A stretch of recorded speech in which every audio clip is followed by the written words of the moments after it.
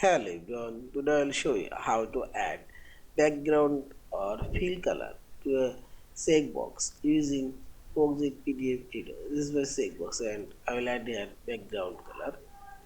Now select form option and here you will find this select option. Click on this down arrow and select annotation and click on the checkbox. Now click right button and select properties dialog box and properties dialog box go appearance option already selected and this is fill color. I see this fill color now disable.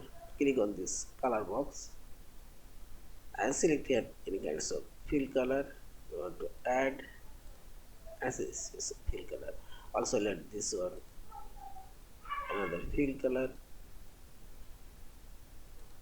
and see this. In this way you can sense the checkboxes fill color. Yeah. Thank you for watching. Subscribe, like, share, and comments.